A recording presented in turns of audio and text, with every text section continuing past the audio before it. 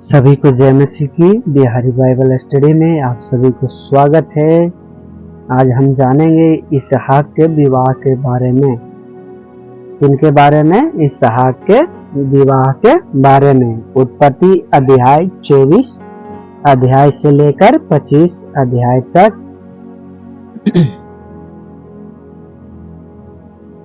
जब अब्राहम बहुत बूढ़ा हो गया था तब उसका पुत्र इसहाक एक पुरुष की आयु का हो गया था। इसलिए अब्राहम ने अपने एक सेवक को अपने पुत्र इसहाक के लिए उस देश से एक पत्नी लाने के लिए भेजा जहां उसके रिश्तेदार रहते थे।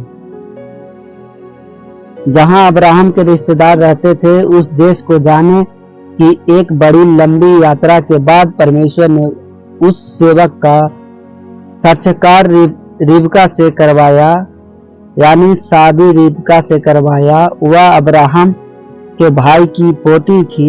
रिबका अपने परिवार को छोड़कर उस सेवक के साथ वापस जाने के लिए मान गई। जैसे ही वे पर पहुंचे इसहाक ने उसे विवाह कर लिया। एक लंबे समय के बाद अब्राहम मर गया। तब परमेश्वर ने अब्राहम के पुत्र इसहाक को अब्राहम के साथ बांधी गई वाचा की वजह से आशीष दी। उस वाचा में परमेश्वर की एक प्रतिज्ञा थी कि अब्राहम के अनगिनत वंश होंगे, परंतु इसहाक की पत्नी रिबका के संतान उत्पन्न नहीं हुई। इसहाक ने रिबका के लिए प्रार्थना की और परमेश्वर ने उसे जुड़वा बच्चों का गर्भ धारण करने में सक्षम किया। जिस समय वे बच्चे रिबका के गर्भ में ही थे वे आपस में लड़ने लगे। इसलिए जो कुछ हो रहा था रिबका ने वह परमेश्वर को बता दिया। परमेश्वर ने रिबका से कहा, तू 2 पुत्रों को जन्म देगी, उनके वंशज 2 अलग अलग जाति बनेंगे।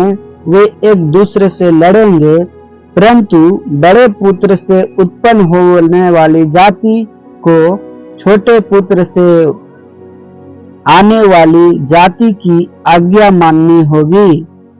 जब रिबका के बच्चों को जन्म हुआ तो वह पुत्र लाल और रंगदार रोएदार था और उन्होंने उसका नाम एसाव रखा।